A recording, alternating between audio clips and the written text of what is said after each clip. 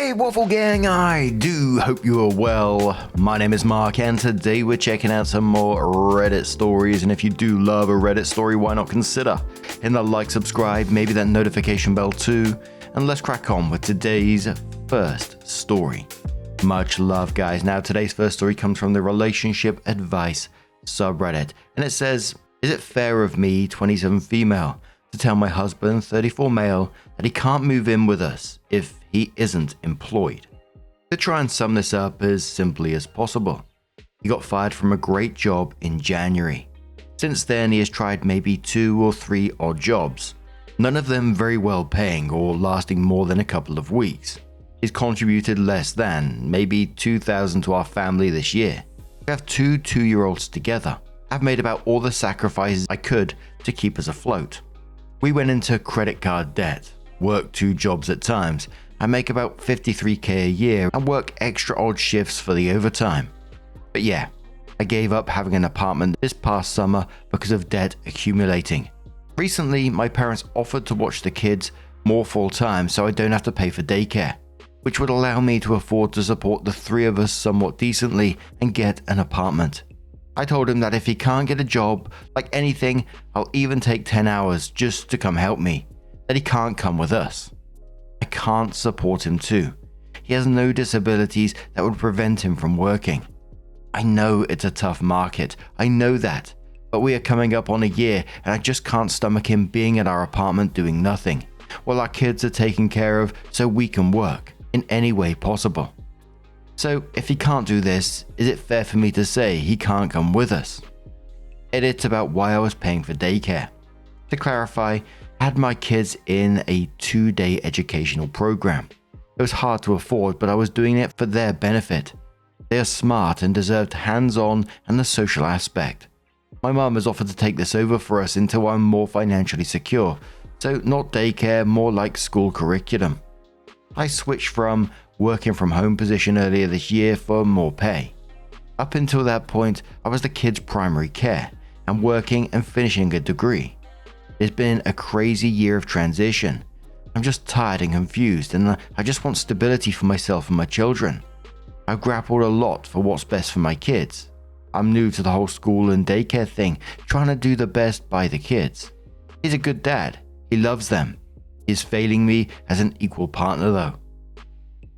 I was curious to what the guy was actually doing in this, because there was a line in it where Opie said she doesn't want him at the apartment just doing nothing. Does that mean literally he was doing nothing, like not even caring for the kids, or he wouldn't be doing stuff around the house either? He wouldn't cook in this time where he's doing nothing else. Whilst Opie seems to sacrifice everything, carrying the full financial weight of their family, gone into debt, worked multiple jobs, sacrificed their living situation. There's a lot more in the background of this than this particular story. It doesn't feel like there's a partnership there or anything. Like, it kind of feels like it's only going to go one way, but I don't know. Lizzie Yates says, and quotes, I'll even take 10 hours, and then says, stop begging for the bare minimum. All it will do is teach him to do the bare minimum, and even that will only be in short bursts. He's gonna do just barely enough until you let out a sigh of relief. Once you're off his ass, he'll stop even that little bit of effort again. Live separately until he can prove to be a functioning adult again. Right now, you're treating him like a teenager. That kinky lady says if he doesn't have any medical issues, he needs to be full-time at least.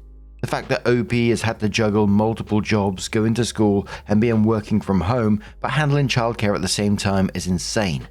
10 hours. I'd be demanding a divorce by this point. He isn't a good dad if he isn't able to financially provide for his children at all. It'd be different if they agreed to him being a stay-at-home dad, but sure doesn't sound like it. I'd say separation. He gets something that has him working full-time hours, and couples counseling minimum to prevent a divorce. This is crazy. So it was 5 days later that OP comes in with her update and starts off by saying, I wasn't honest in my first post. Just like I'm not honest and lie to most people in my life right now. I guess it is the unbelievable amount of shame I carry. It is true that my husband was fired in January. The real reason is because he had a workplace injury the previous summer. He completely tore up his knee, had major surgery, rehab. The company was extremely helpful in his recovery. Then his prescriptions ran out. Found out later he started buying pain pills off the streets, which isn't oxy whatever. It's basically just fentanyl these days. So a consequence of ramping up addiction, he could no longer hide. I'd kicked him out. Then he got fired. He went through periods of inpatient and outpatient and AA and therapy and Suboxone maybe, and drugs for depression and drugs for anxiety and everything else we could think of. And all the while we were living separate lives because he was a danger to children. Why am I still so attached? How the fuck was any of us supposed to foresee this happening?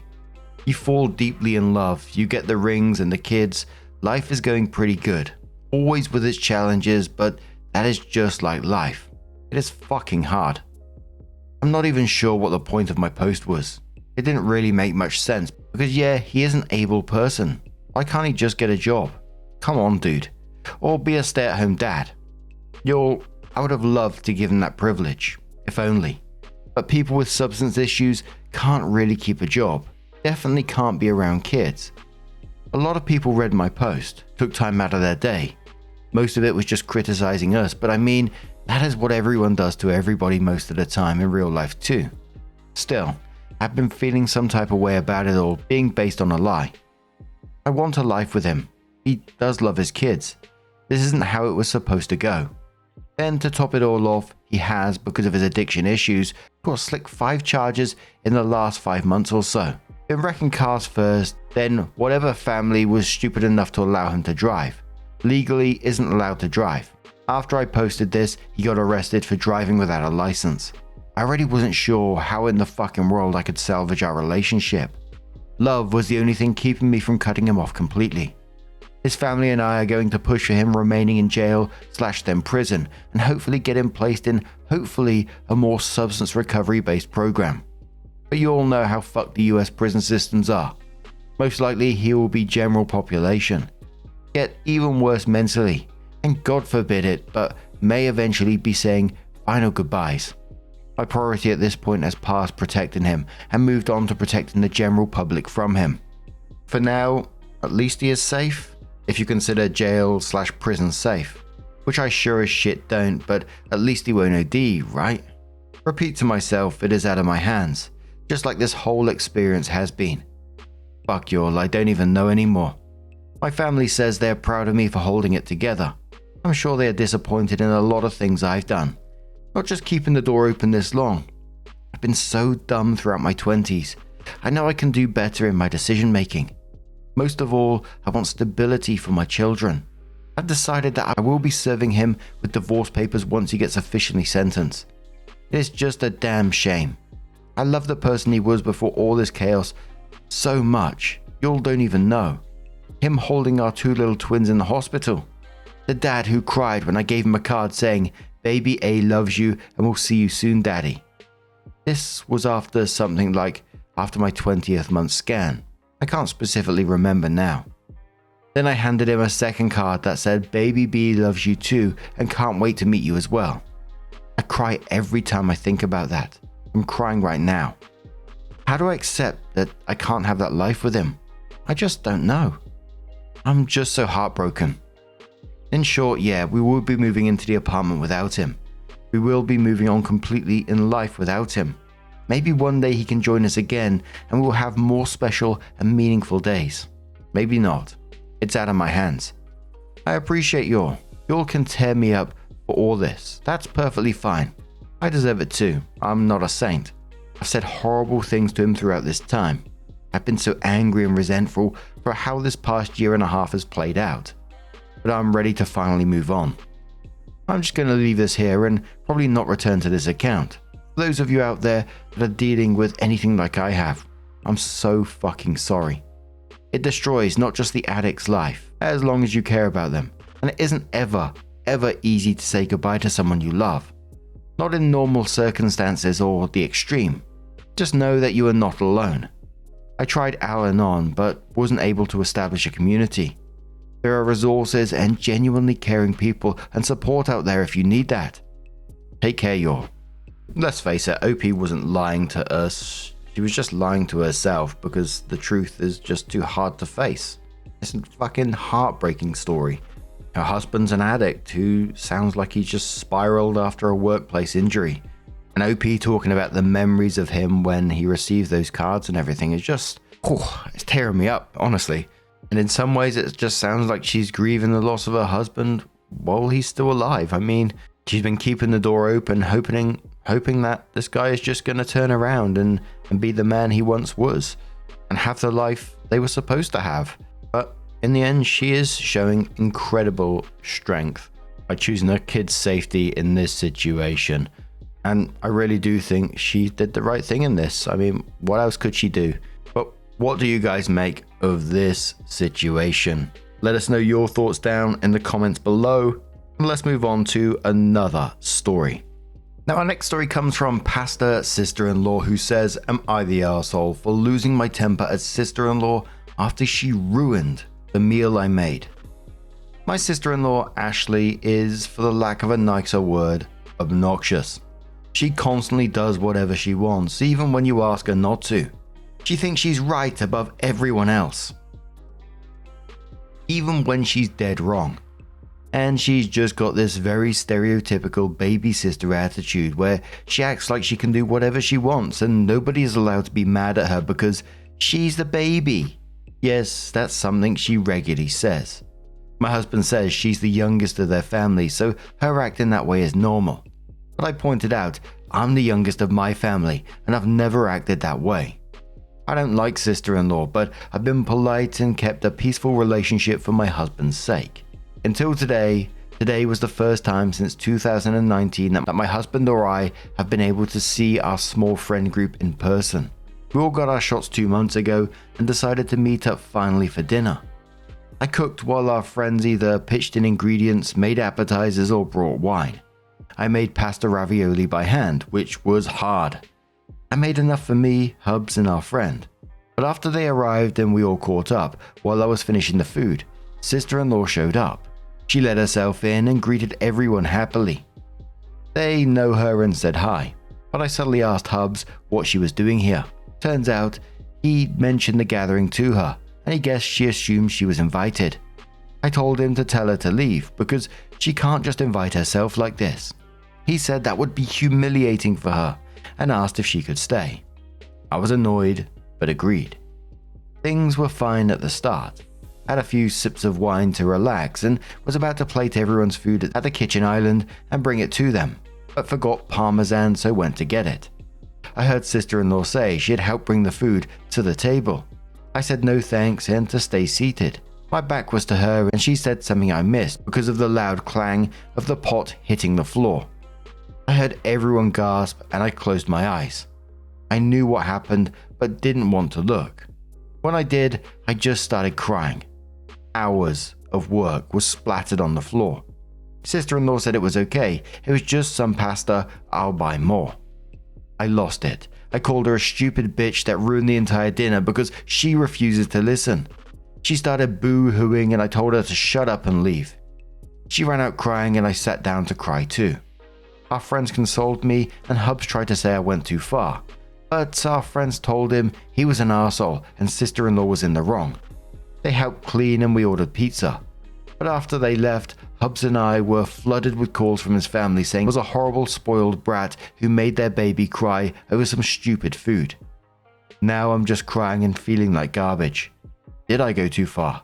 I don't usually get angry or curse. Am I the arsehole?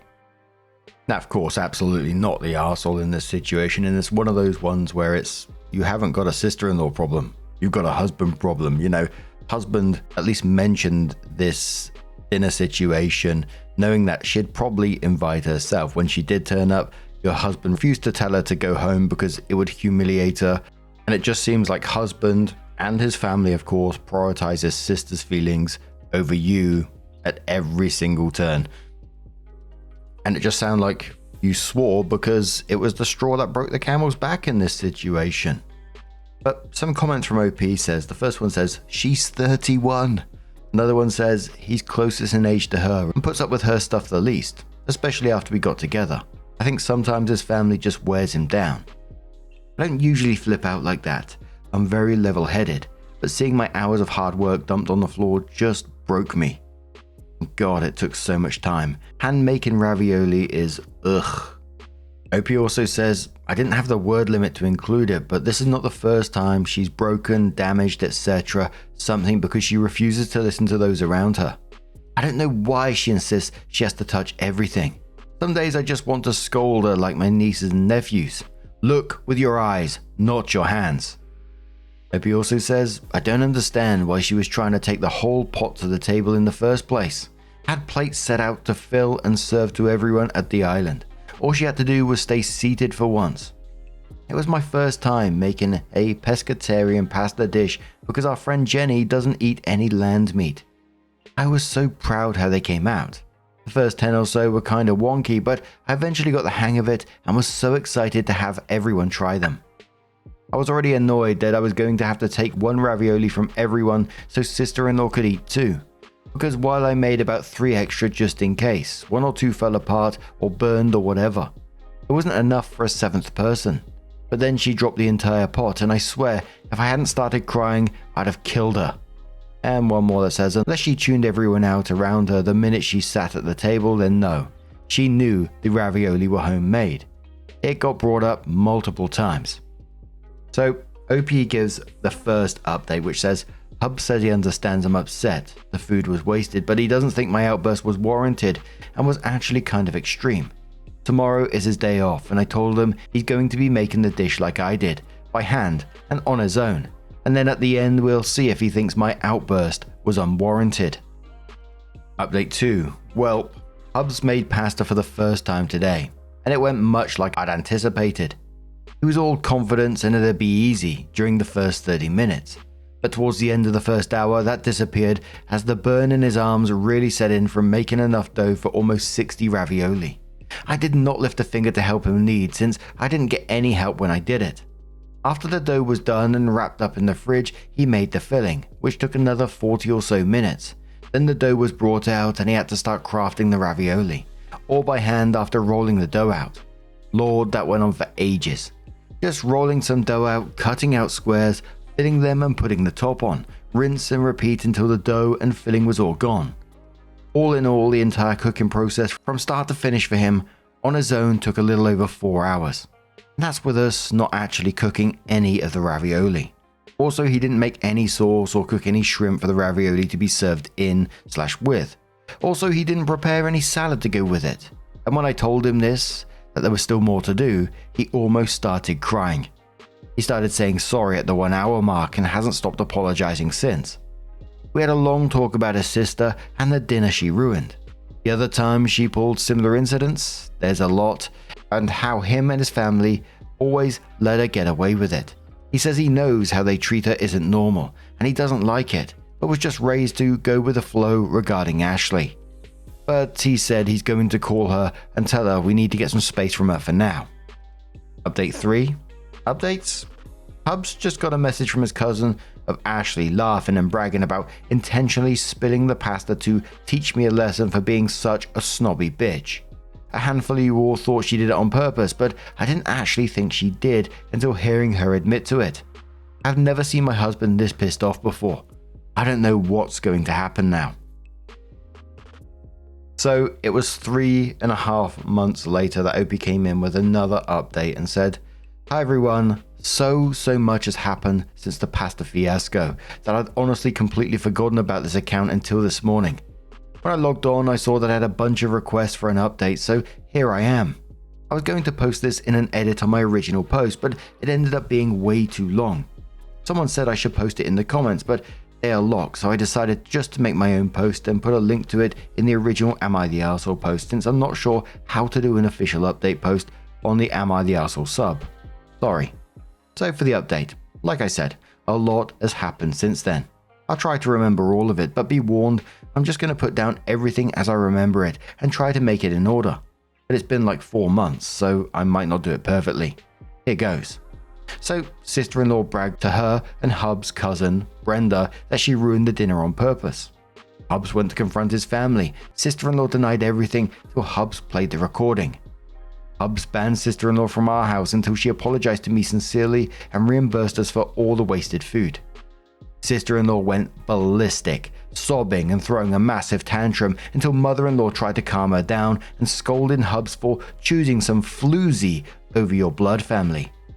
Hubs apparently flipped and called out his family on their weird babying of sister-in-law, saying they made her into a spoiled monster. This started a huge screaming match between all of them, before Hubs said he wasn't speaking to them for the foreseeable future before storming out. That's when he called me and told me to block all of his family, and before I could hang up, I started getting tons of calls and texts from all of them, just saying the most hateful stuff to me. All of my socials, from my personal Insta to my work email, were bombarded with hate until I managed to block all of them, but it took weeks for them to all stop. The only people in Hub's family who weren't harassing us were his paternal grandparents, his maternal grandmother, a few of his cousins on both sides, and his paternal aunts and uncles. Actually, I think all of the hate was from his maternal side, though not all of them. After blocking them, all things were peaceful until a few weeks later, our friend's, Kelly's car was vandalized really bad when she stayed at our house for the weekend. I'm talking the sides were keyed, all the tires were slashed, the windows were spray painted, and they even tore off the tag and shoved it down the driver's side door where the window slides down. We checked the doorbell cam and it was sister-in-law and brother-in-law. Seems they mistook Kelly's car for mine. I lent my car to my mum since hers needed new tires and I could use Hubs if needed, since both Kelly and my car are black. Needless to say, we called the cops and Kelly pressed charges on both of them. Thankfully, with the video evidence, she said she was able to make a no-fault claim against Ashley, who had insurance, and Kelly got her repairs paid for, though barely. Sister-in-law and brother-in-law getting arrested caused a huge rift in Hub's family between those who don't think it was necessary that they be arrested. Most think they should have just paid for repairs out of pocket, and those who think that they got what was coming to them. Also, the arrest cost brother-in-law his job at a university. Hub's cousin Brenda, who is keeping us in the loop, told us that anyways. We didn't look into it. Brenda also informed us that during the whole family drama thing, it was revealed that Ashley is only their half-sister, according to the maternal grandmother anyways. Seems she verbally tore mother-in-law to pieces after mother-in-law insinuated sister-in-law hadn't done anything to deserve this treatment. Brenda said their grandmother said, "You felt bad that your husband didn't love her because he knew she was just your shameful affair baby. So you loved her more than your other kids in some twisted effort to make up for it. And you pulled your other kids into doing it too. And all you did was succeed in spoiling her rotten." Brenda told us more, but that part was what really stuck in my mind. Honestly, hearing all of that was unbelievable for me. I had no idea this level of drama was buried in my husband's family. And again, neither did he. And all of this snowballed from a ruined ravioli dinner. Hubs and I have decided to distance ourselves from that part of his family for now. After handing Kelly a copy of the video of sister-in-law and brother-in-law tearing up her car, we were more or less washed our hands of dealing with them all. And I've been way less stressed lately. Hubs too, that we both notice. So, not a terrible end. Not sure who will see this update, but I'll be logging out of this account after a while since I think everything is mostly over. Thanks for reading, and extra thanks for everyone who sent me so many kind messages after my first post. It made me feel a lot better. Bloody hell. It's like that Ron Burgundy meme, isn't it? That really got out of hand. I was glad to just see husband in this as well step up and take the necessary steps that had to happen. Opie said at the end, they think this is mostly over. And Opie never did any further updates on this post either, but I always think with a family like that, trouble is never too far away, right? People like sister-in-law, brother-in-law will always sit there and stew, no matter what kind of trouble they get in. I knew people just like them, I think. But it seemed in the end of that one, all's well that ends well. But what do you guys make of this situation? Let us know your thoughts down in the comments below. Now, just a huge thank you for being here today, getting involved in the stories, your love, your support, your time. It always means the absolute world to me. So thank you so much for being involved. Truly is absolutely amazing. Thank you so much, and I'll see you in the next one. Take care and much love.